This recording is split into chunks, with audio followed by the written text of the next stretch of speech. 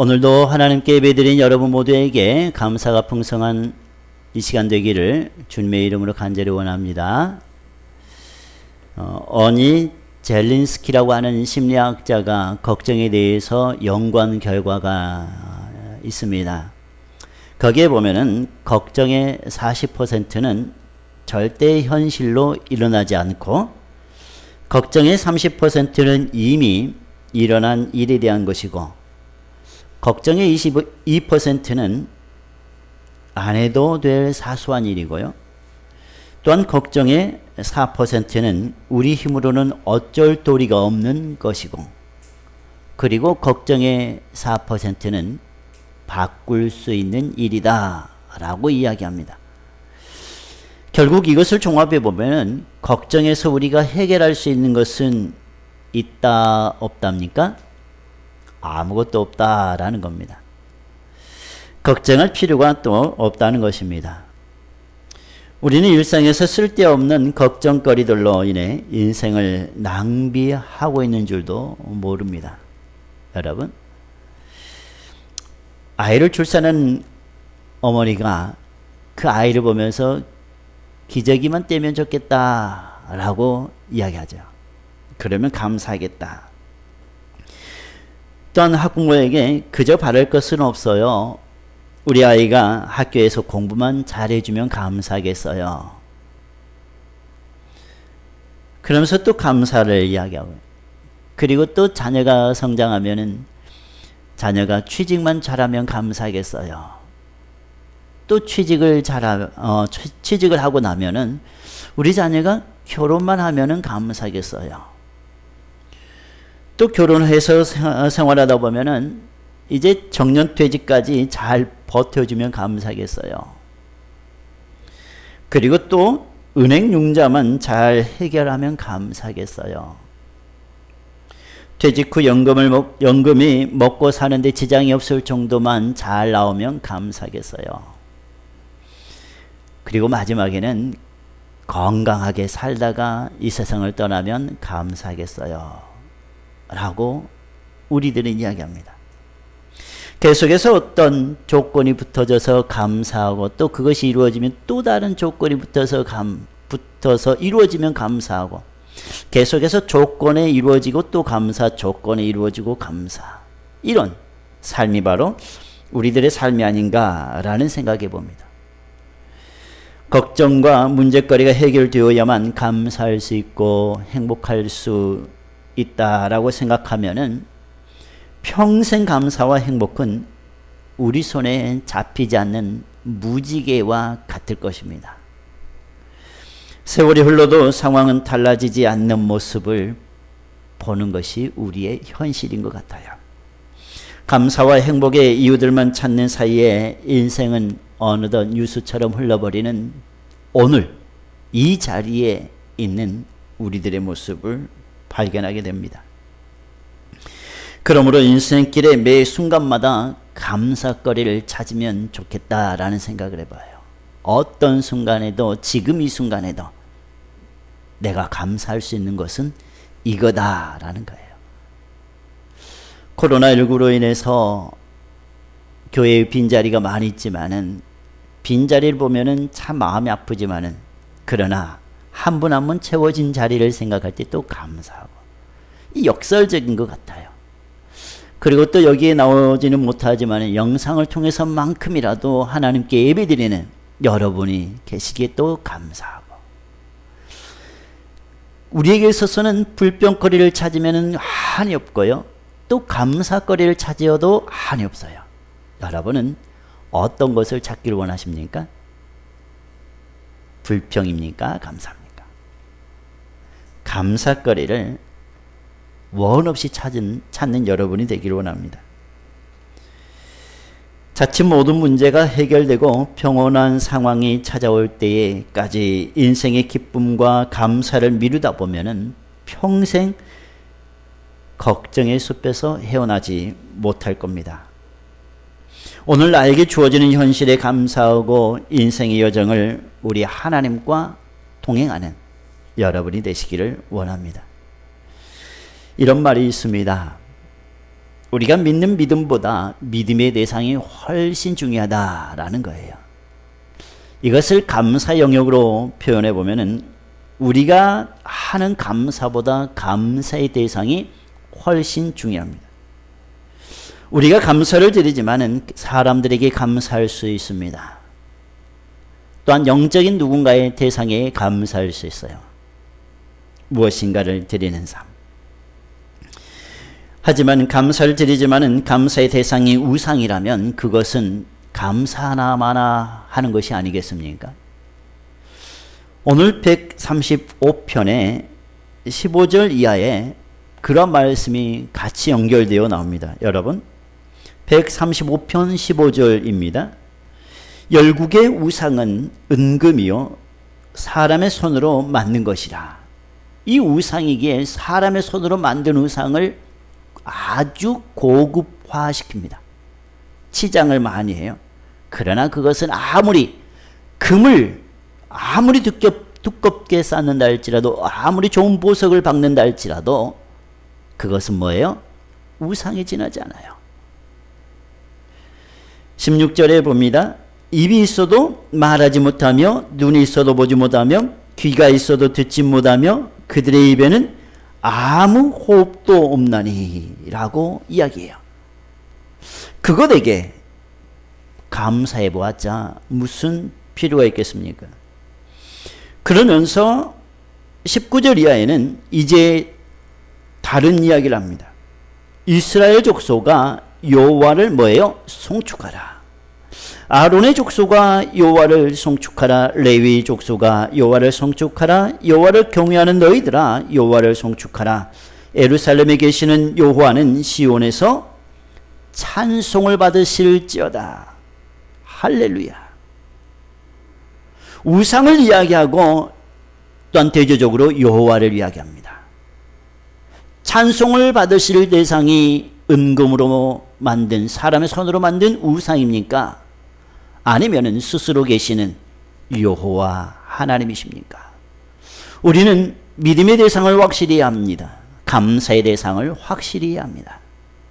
그럴 때 우리가 드리는 그 믿음이 확실할 수 있고 우리가 드리는 감사가 확실시 되어지고 있습니다.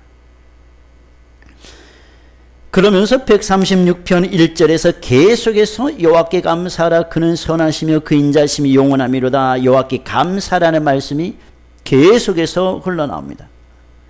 오늘 나눌 감사에는 여러 종류의 감사가 있습니다. 감사라고 해서 모두 하나님을 경배하는 감사는 아니에요. 먼저 조건적인 감사가 있습니다. 내가 받았으니 받은 것에 대해 감사하는 것, 이건 당연합니다. 그러지 않습니까? 기브 앤 테이크식 감사를 말합니다. 내가 받았으니 내가 줄 수 있는 감사, 이것은 세상에서 말하는 감사예요. 또한 두 번째는 그럼에도 불구하고의 감사입니다. 내가 받은 사랑의 감사를 표현하면서도 한순간에 앞뒤가 맞지 않는 것을 경험할 수 있습니다. 내 뜻대로 되지 않는다 할지라도 감사의 대상에게 온전히 감사하는 마음, 이것이 바로 그럼에도 불구하고의 감사예요. 받은 바원에는 큰데 어느 순간에는 아무리 기도해도 아무리 감사해도 아무리 원해도 소망해도 이루어지지 않는 거예요. 그러면 그때 불평할 수 있습니다. 원망할 수 있습니다. 그러나 그리스도인들은 그럼에도 불구하고 하나님께 감사하는 신앙이 바로 그리스도인이라는 겁니다. 다니엘 6장 10절 말씀을 보시면 이렇게 말씀합니다. 다니엘이 이 조서에 왕의 도장이 찍힌 것을 알고도 자기 집에 돌아가서는 윗방에 올라가 예루살렘으로 향한 창문을 열고 전에 하던 대로 하루 3번씩 무릎을 꿇고 기도하면서 그의 하나님께 감사였더라 라고 합니다. 이 조서에 왕의 도장이 찍힌 것 과연 무슨 조서이고 무슨 조서의 내용인가 라는 겁니다. 다니엘은 바벨론의 포로로 끌려온 자입니다. 그러지 않습니까? 다니엘서에 보면은 바벨론은 분명히 포로자예요. 그런 그가 하나님의 은혜를 받고 느부갓네살 왕에게 선임을 받습니다. 뽑힘을 당합니다. 그리고 그는 왕에게 상당한 신임을 받고 계속해서 그의 자리가 올라갑니다.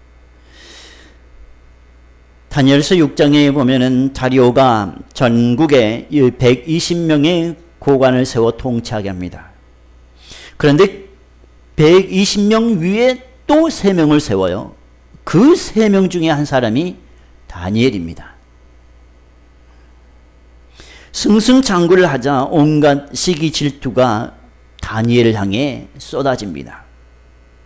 그래서 다니엘을 싫어한 고관들은 다니엘을 고발할 근거를 찾고자 이리저리 자료를 수집합니다. 그리고 다니엘의 상황을 봅니다.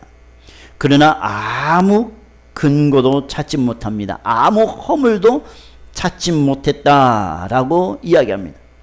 그러자 그들이 세운 것이 음모예요. 계략입니다. 어떻게 하면 다니엘을 무너뜨릴까 계획을 세우다가 그가 하나님을 잘 섬긴다더라 라는 것을 알게 됩니다. 그래서 그에게 있어서 꼬투리 잡을 것은 하나님을 이야기하면서 꼬투리를 잡아야 되겠다 라는 겁니다. 그래서 7절에 다니엘서 6장 7절에 이렇게 고관들은 이야기합니다. 30일 동안에 누구든지 왕 외의 어떤 신에게나 사람에게 무엇을 구하면 사자굴에 던져놓기로 한 것을 금령으로 내려주십시오 라고 고관들은 입을 모아서 다리오에게 요청하자 다리오가 그것을 허락합니다. 그리고 금령을 내려요. 조서를 꾸며서 각 지역으로 발송을 합니다. 이것을 모를 리 없는 다니엘은 그 조서를 알고서도 그가 지금까지 해온 신앙을 지켜나갑니다. 우리에게 너무나도 중요한 예루살렘으로 향한 창문을 열고 전에 하던 대로라는 거예요. 전에 하던 대로 하루 3번씩 무릎을 꿇고 기도하며 그의 하나님께 뭐예요? 감사였더라.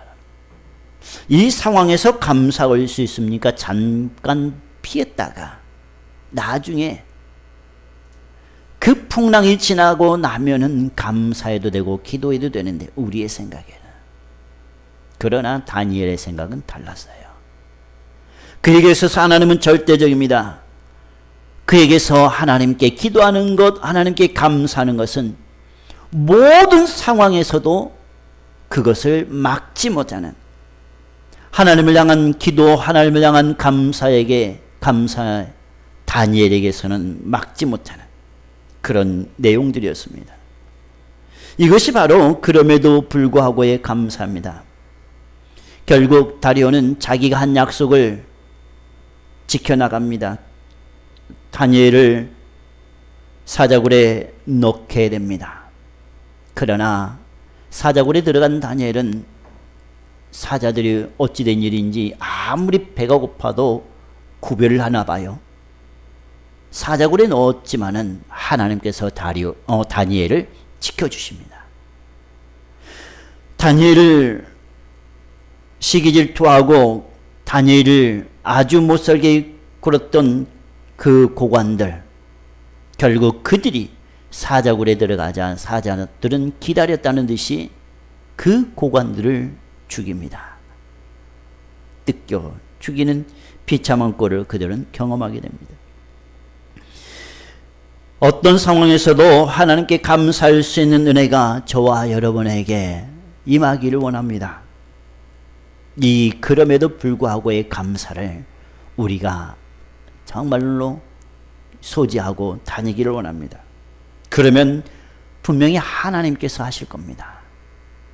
분명한 것은 하나님께서 우리의 감사를 들으실 때 하나님은 분명히 이렇게 생각하지 않으실까라는 생각을 저는 가끔 해봐요. 하나님 감사합니다. 그러면은 저 아이에게 무슨 감사의 내용을 내가 허락할까? 이제 그 몫은 하나님의 몫이에요. 우리가 하나님께 감사합니다 하면 무슨 내용으로 감사의 조건들을 만들어줄까? 하나님께서는 이제 하나님의 역할입니다. 그래서 입술로 감사하다는 고백을 하는 사람과 하지 않는 사람은 하나님께서 역사하시느냐 역사하지 않느냐의 차이를 만들어내는 거예요. 그래서 어떤 상황에서도 우리가 하나님 앞에 그냥 감사합니다라고 고백하면 좋겠다라는 생각을 해보기도 합니다. 대상은 누구에게요? 하나님께. 이것만큼은 잊지 않으셨으면 좋겠습니다. 세 번째 감사는 명령의 감사입니다. 명령은 어떤 내가 해야 되나 하지 말아야 되는 선택이 없습니다. 무조건적입니다. 감사가 당연하다는 겁니다. 데살로니가전서 5장 18절에 보면은 범사에 감사하라 라고 말씀합니다. 범사라는 말은 조건이 없는 겁니다. 어떤 상황에서도 감사라는 겁니다. 당연히 감사하는 것, 이것이 바로 그리스도 예수 안에서 우리를 향한 하나님의 뜻이다 라는 겁니다. 그리스도인이라면은 이건 당연합니다. 세상 사람들도 당연하지만은 그들은 아직 알지 못합니다. 그러나 여러분은 당연시 알고 계셔야 한다는 겁니다. 두 번째와 세 번째, 그럼에도 불구하고의 감사, 명령의 감사는 우리 그리스도인들이 당연히 해야 할 감사다. 그리고 하나님을 믿는 그 믿음의 사람이라면 믿음으로 감사해야 된다라는 겁니다. 오늘 본문은 삶으로 고백되어지는 하나님께 매 절마다 감사라고 이렇게 이야기합니다. 그 인자심이 영원합니다. 오늘 말씀에서 고백되어진 하나님은 어떤 하나님인가 먼저 우리가 살펴보기로 원합니다. 136편 1절에서 3절까지는 하나님은 위대하시고 인자하신 하나님으로 고백되어집니다. 여러분 이제 매 절마다 한번 하나님이 어떤 분인가 찾아보기로 원합니다. 거기에 내가 믿는 하나님이 어떤 분인가 함께 찾아보기로 원합니다. 2절입니다. 신들 중에 뛰어난 하나님으로 다른 모든 우상을 능가하는 분입니다. 그리고 3절, 주들 중에 뛰어난 주로서 모든 권세자들 위에 계신 분으로서 진정한 주가 되신 분입니다. 또한 136편 4절에서 9절까지는 창조주 하나님으로 고백되어집니다. 4절에는 그는 다른 모든 신들과 다른 모든 주들이 행할 수 없는 큰 기적을 홀로 행하시는 능력의 주인이십니다. 5절은 지혜로 하늘을 지으신 분입니다. 6절에서는 땅을 물 위에 펴시는 분, 7절에서는 큰 빛을 지으신 분이요, 8절에서는 해로 낮을 주관하시는 분이요, 9절에서는 달과 별들로 밤을 주관하신 분. 이것은 바로 천지간에 있는 모든 것은 하나님으로부터 나온 것이다 라는 것을 분명히 알려줍니다. 창세기 1장의 말씀을 보시면 자세히 기록되어져 있습니다. 해와 달과 별의 운행을 비롯한 모든 자연의 움직임이 여호와 하나님의 손에 달려있는 것임을 우리에게 분명히 보여줍니다. 또한 시편 136편의 10절에서 12절까지는 구속자 하나님으로 고백되어집니다. 10절입니다. 애굽의 장자를 치신 분, 또한 11절에서는 이스라엘을 그들 중에서 인도하여 내신 분, 12절에서는 강한 손과 펴신 팔로 인도하여 내신 분, 13절 홍해를 가르신 분, 14절 이스라엘을 그 가운데로 통과하게 하신 분, 15절 바로와 그의 군대를 홍해에 엎드리신 분, 엎드러뜨리신 분, 16절 그의 백성을 인도하여 광야를 통과하게 하시는 분, 17절에서는 큰 왕들을 치신 분, 18절 유명한 왕들을 죽이신 분이요, 19절에서는 아모리인의 왕 시온을 죽이신 분, 20절에서는 바산 왕 옥을 죽이신, 21절에서는 그들의 땅을 기업으로 주시는, 22절에서는 그 종 이스라엘에게 기업으로 주시는 분으로 고백하고 있습니다. 이스라엘은 출애굽 사건을 통해서 구원하신 하나님을 직접 경험하게 됩니다. 이스라엘 신앙의 출발점은 출애굽 사건이다 라고 해도 과언이 아닐 정도예요. 시편 가운데 가장 많이 언급되고 있는 기사 중에 하나가 바로 출애굽 사건이에요. 여기서도 여호와의 인자심이 출애굽 사건을 바탕으로 고백되어져 나가고 있습니다. 또한 마지막 단락 23절에서 26절은 하나님의 구속 사역을 그대로 고백하고 있습니다. 23절에서는 우리를 비천한 가운데서도 기억해 주시는 분이요, 24절에서는 우리를 우리의 대적에게서 건지신 분, 25절에서는 모든 육체에게 먹을 것을 주시는 분으로서 이스라엘을 비롯한 모든 피조물에게 은혜를 베푸시는 하나님을 찬양하고 있습니다. 26절에서는 마지막으로 하늘의 하나님으로 고백하면서 매 절마다 하나님을 찬양하고 하나님께 감사하라 이렇게 고백합니다.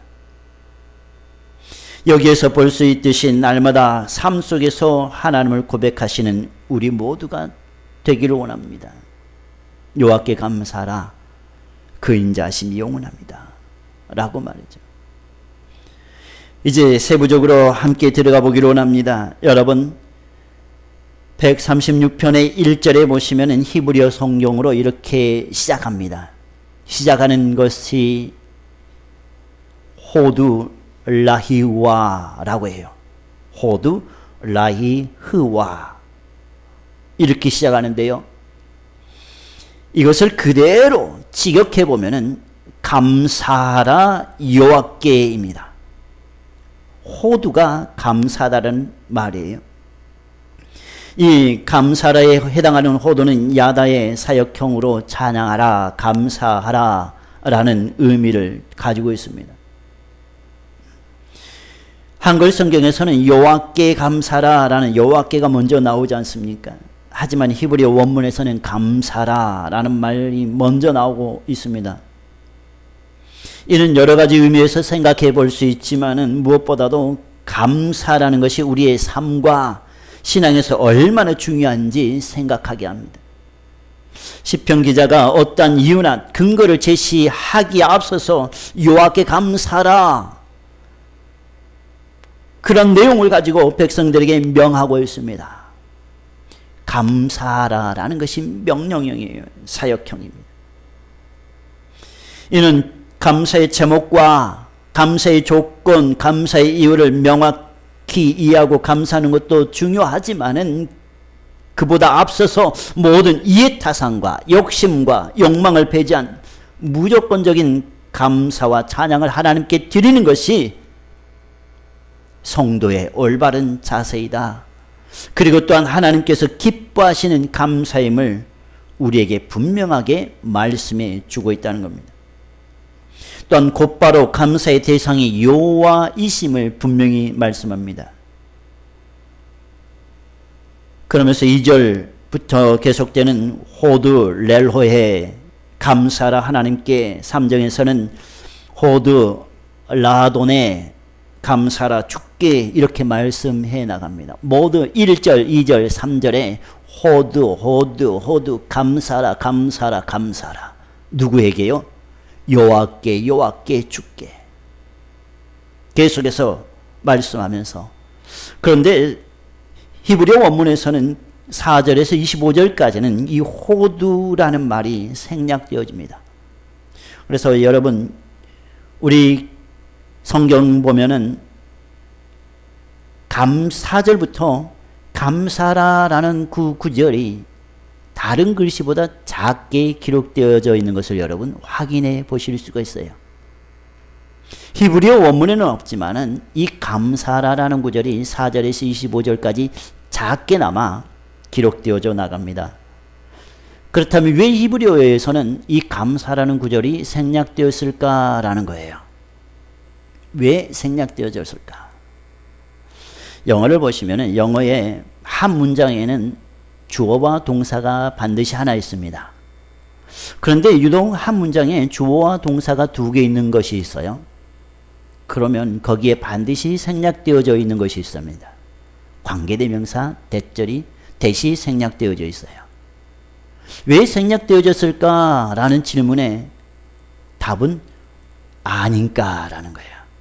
한 문장에 주어와 동사가 두 개 올 수 없지만은 두 개가 왔다는 것은 그 사이에 대시 생략되어져 있는 것을 누구나 아니까, 우리는 모르지만은 그 사람들은 알아요.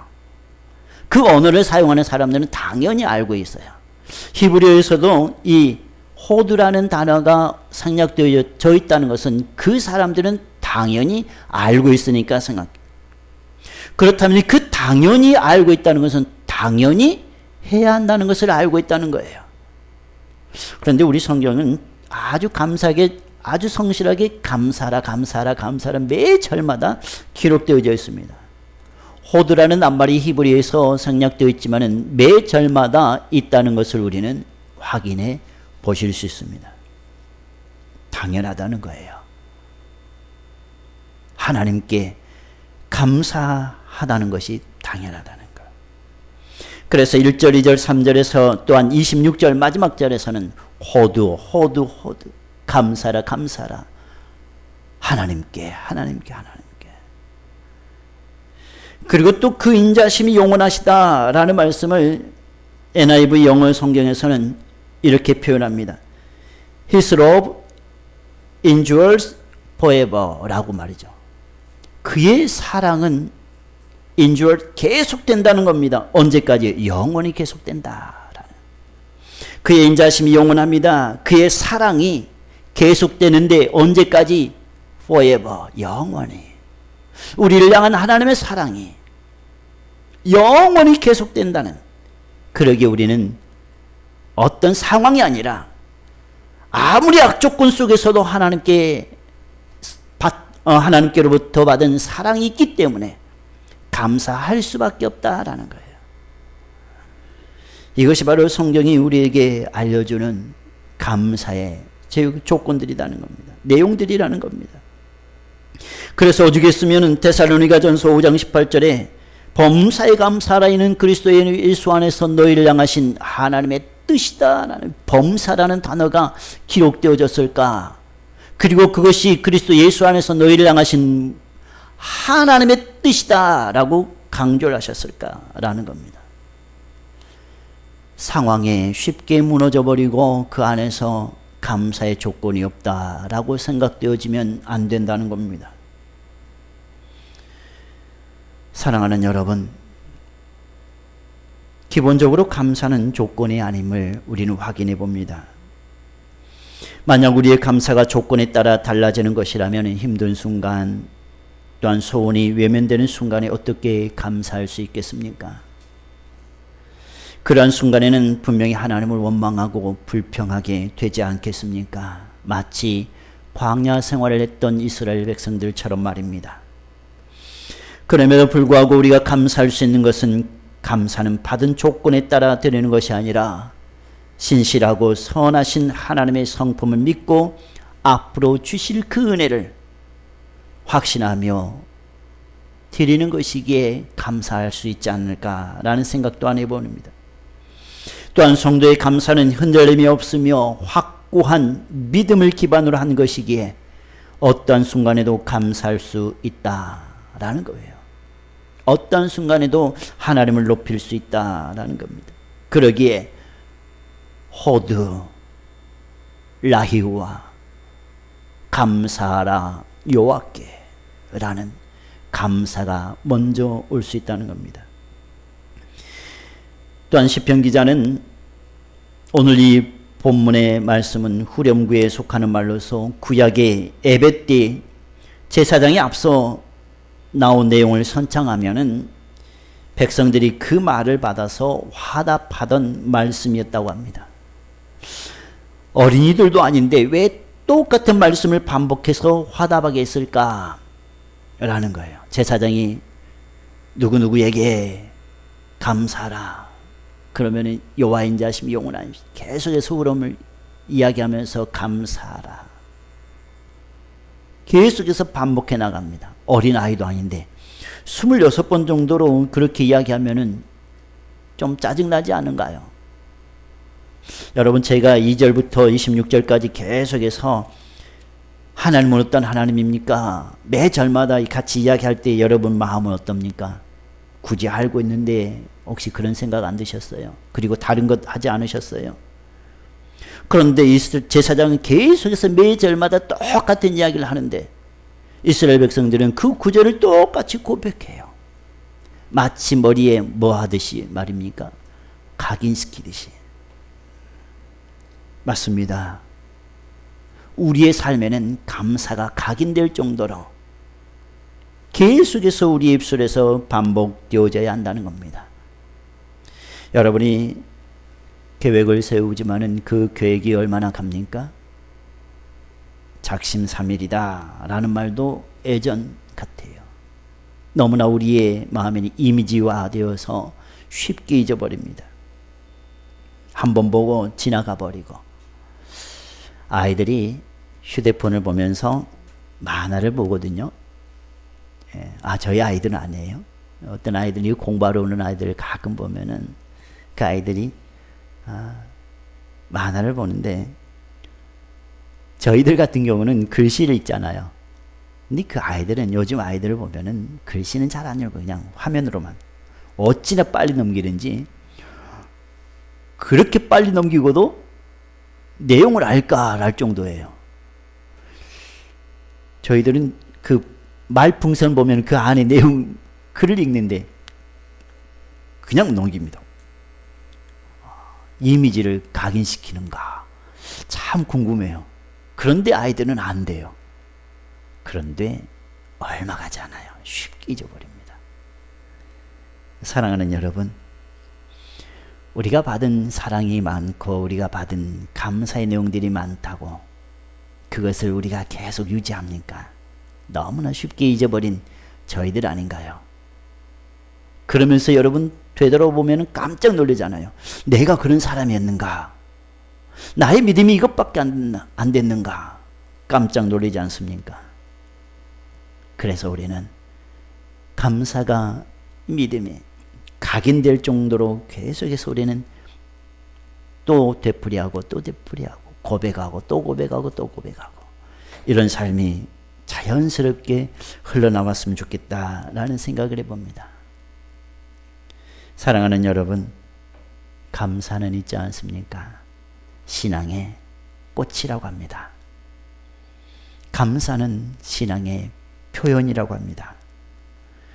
감사는 신앙의 절정이요 감사는 그리스도인의 당연한 도리라고 합니다. 오늘 시편 136편의 말씀을 통해서 호드라히우와 감사라 감사의 대상은 하나님께 이 말씀 우리가 잊지 않고 어떤 상황에서도 His love endures forever. 그의 사랑은 영원하다.